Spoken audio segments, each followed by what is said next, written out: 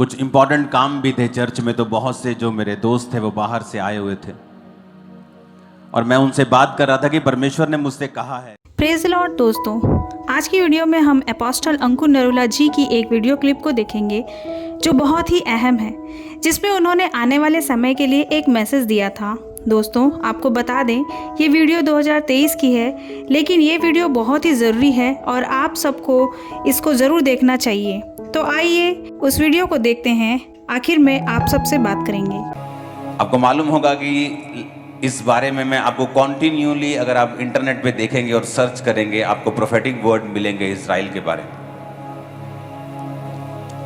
और मैंने खास तौर पे ईरान का नाम लिया था और अमेरिका का नाम लिया था इसमें।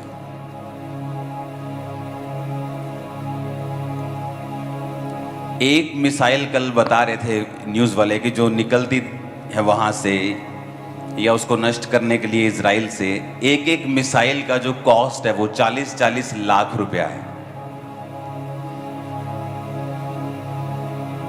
25 से 40 लाख रुपया एक मिसाइल की कॉस्ट है। तो आप इमेजिन करो, अगर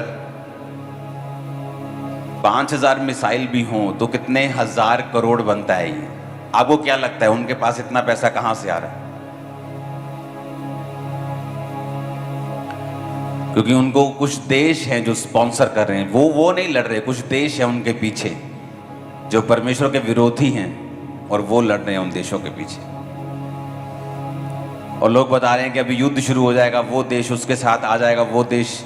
जैसे पिछले दिनों में आपने सुना होगा न्यूज़ की परमाणु युद्ध हो जाएगा, वो आ जाएगा। और मैंने कहा था अभी ऐसा नहीं होगा।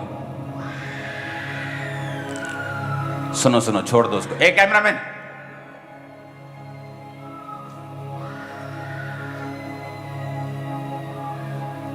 और अभी जो बात अभी चल रही है आपके सामने कि अभी ये देश वो देश सब इकट्ठे हो जाएंगे, सब ऐसा हो जाएगा, अभी एक महायुद्ध शुरू हो जाएगा।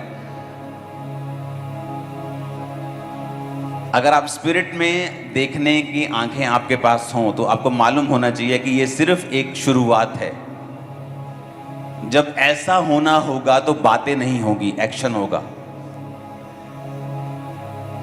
तो बातें नहीं होगी न्यूज़ चैनल्स के ऊपर कि वो ये देश ये कह रहा है, वो देश ये धमकी दे रहा है, वो देश ये कह रहा है। जस्ट एक एक्शन होगा। फलस्तीन से नहीं होगा, गाजा से नहीं होगा, इजराइल के ऊपर होगा। और उसके बाद ये शुरू होगा जो अभी लोग बोल रहे हैं। मैंने कहा था दिन बुरे हैं, वो आगे और बुरे हैं और अंधेरे हैं। कुछ इंपॉर्टेंट काम भी थे चर्च में, तो बहुत से जो मेरे दोस्त थे वो बाहर से आए हुए थे और मैं उनसे बात कर रहा था कि परमेश्वर ने मुझसे कहा है, पिछले हफ्ते की बात है ये, कि मुझे फौजियों के लिए प्रार्थना करनी है और मुझे उन्हें चर्च में बुलाकर प्रार्थना करनी है। तो पिछले संडे जब मैं अनाउंस करने वाला था, मैंने कहा मंगलवार का मैं फास्टिंग अनाउंस करता हूं, उसके बाद मैं ये चीज को अनाउंस करूंगा। और मंगलवार को आपको कहा था कि हमें शुक्रगुजारी की फास्टिंग करनी है और प्रभु के सामने ही रहना है। और मंगलवार को हम जानते हैं कि देश में क्या हुआ।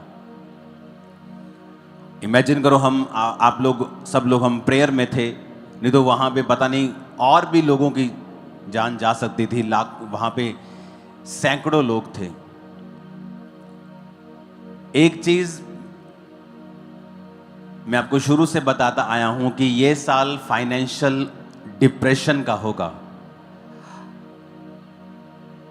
और पिछले हफ्ते में मेरा एक स्पिरिचुअल सन मुझसे पूछ रहा था कि मुझे स्टॉक मार्केट में जाना चाहिए। मैंने कहा इस साल ये ऊपर नीचे ही होता रहेगा, क्योंकि घटनाएं ऐसी होती रहेंगी। और उसके बाद फिर ये वाली घटना हो गई जो आतंकवादियों वाली। जब परमेश्वर ने हमें पहले से बता दिया पिछले साल ही कि फाइनेंशियल चीजें खराब होंगी और आप प्रार्थना में हो, मैं प्रार्थना में हूं, जो कुछ भी खराब हो रहा है उसके लिए हमें प्रार्थना करनी है, क्योंकि और कोई इसका हल नहीं है। शारीरिक हल बहुत से होंगे, लेकिन अगर आत्मा में हमें देखना है और चीज को स्टॉप करना है, आपको और मुझे प्रार्थना करनी होगी। मैंने कहा था कुछ चीजें जब आप प्रार्थना करते हैं तो वो चीजें खत्म नहीं हो सकती, वो चीजें कैंसल नहीं हो सकती, कुछ इंसिडेंट कैंसिल नहीं हो सकते, हाँ नुकसान कम हो सकता है या आप बच सकते हैं।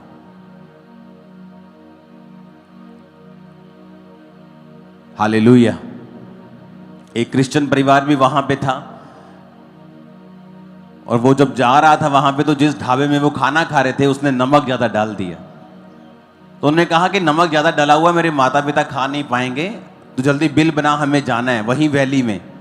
उन्होंने कहा नहीं मैं तो जाने नहीं दूंगा तुझे, तो हम पूरा खाना खिला के दोबारा खाना बनाया और उसमें वो लेट हो गए और 15 मिनट लेट पहुंचे वहां पे।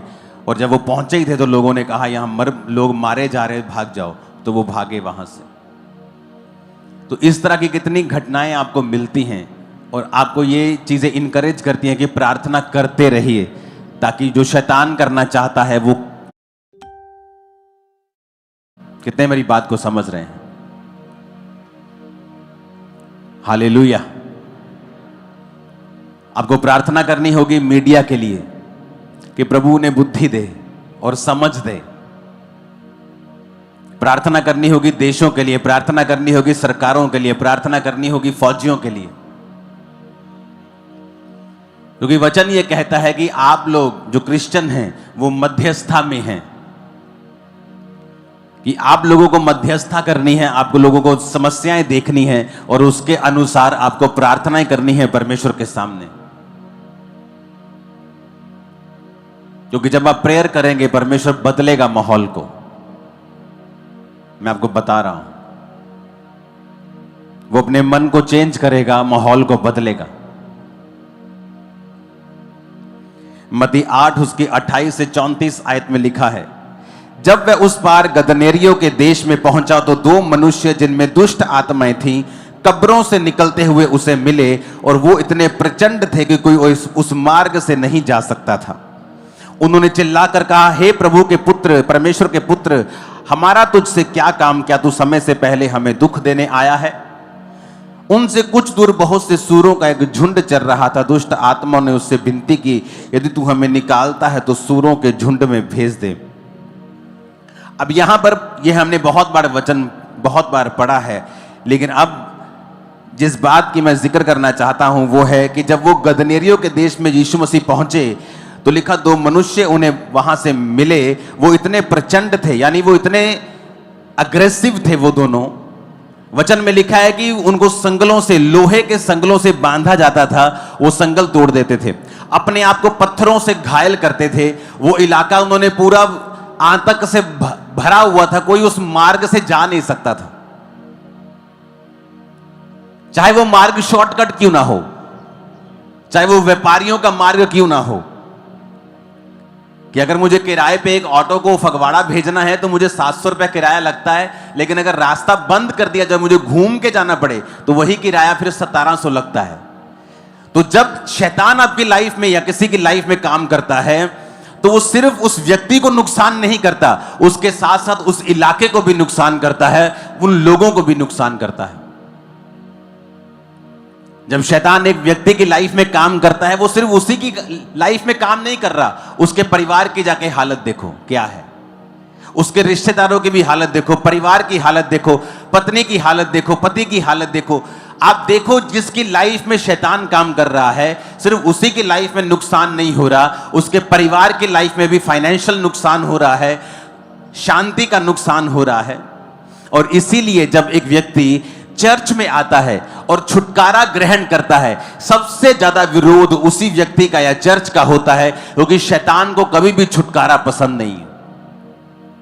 क्योंकि शैतान ये बात जानता है कि ये छुटकारा सिर्फ इस व्यक्ति का नहीं होगा, ये छुटकारा इसकी फाइनेंशियल लाइफ का भी होगा। एक व्यक्ति अगर शराब पीता है तो कितने लाख रुपया, कितने हजारों रुपया वो एक साल में खराब करता है। अपनी फैमिली के साथ वो घूमने नहीं जाता क्योंकि हर समय उसके दिमाग में शराब है। शाम को वो अपने बच्चों के साथ नहीं बैठ पाता क्योंकि जैसी शाम का वो शाम होती है उसके दिमाग में शराब घूमती है। वो अपने बच्चों के साथ समय नहीं बिता पाता क्योंकि उसके शाम को उसके समय में शराब है। अपनी पत्नी के साथ बात नहीं करता क्योंकि शाम को उसको तलब लगती है और वो शराब पीने के लिए दौड़ता है। ये क्या है? ये बंधन है। और वचन में लिखा हुआ है कि जब परमेश्वर वहां छुड़ाने के लिए गए तो शैतान कहता तो समय से पहले मुझे दुख देने के लिए क्यों आया है? क्योंकि एक परिवार में अगर एक व्यक्ति भी शैतान के झांसे में है, बंधन में है, तो वो पूरे परिवार का भी उसमें नुकसान होता है। फाइनेंशियल नुकसान, इमोशनल नुकसान, सोशल नुकसान। ऐसे बहुत से परिवार हैं जहां पर रिश्ते नहीं हो पाते क्योंकि उनकी फैमिली का एक मेंबर शराबी है। आपको समझ आ रही मेरी बात ही कि नहीं? और इसीलिए जब चर्च में लोग आते हैं, जब चर्च में आप बोलते हो कि मैं चर्च में जा रहा हूं, सबसे ज्यादा विरोध चर्च का होता है। जबकि यह बात लाखों बार बताई गई और प्रूवन है कि बाइबल में एक भी बार ईसाई धर्म के नाम का जिक्र तक नहीं है। प्रभु यीशु मसीह धर्म बदलने नहीं, वो जीवन बदलने के लिए आए। अगर उन्होंने कहा होता कि हां धर्म बदलो, तो हमें फिर कहने में क्या प्रॉब्लम है? हम भी बाइबल पकड़ के कहते हैं कि हां सब यीशु मसीह ने कहा है धर्म बदल लो, तो हमें फिर क्या दिक्कत है? इसके लिए कोई परसिक्यूशन और भी फेस करना पड़ता तो हम करते, फिर क्या डर है किसी का? लेकिन शैतान इसीलिए विरोध करता है क्योंकि वो जानता है कि जब एक व्यक्ति चर्च में जाएगा और प्रभु उसे छुटकारा देगा, तो वो ही नहीं छूटेगा, उसकी फाइनेंशियल लाइफ भी छूटेगी, उसका परिवार भी छूटेगा, उसके बच्चे भी छूटेंगे, उसका भाई भी छूटेगा, उसकी बहन भी छूटेगी, जहां वो रहता है वो मोहल्ला भी छूटेगा। उसे मालूम है।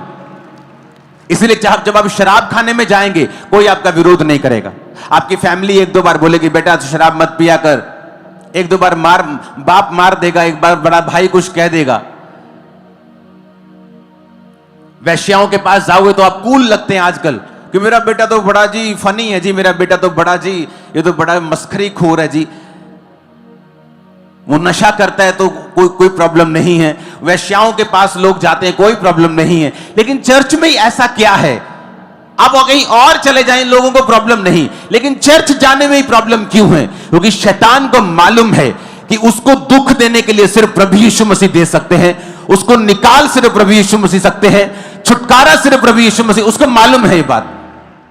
तो दोस्तों, जैसा कि आपने देखा, परमेश्वर आने वाले समय को अपने अभिषिक्त दासों पर प्रकट करते हैं और अपनी कलीसिया को आने वाले समय के लिए तैयार करते हैं। तो दोस्तों, आपको पता ही होगा इंडिया में किस तरीके का माहौल चल रहा है, इसलिए आप सब लोग अपने देश के लिए प्रार्थना कीजिए कि यहाँ पर परमेश्वर की शांति बनी रहे। और अगर आपको क्रिश्चियन वीडियोज़ देखना पसंद है तो हमारे चैनल को लाइक, शेयर, सब्सक्राइब करना ना भूलें।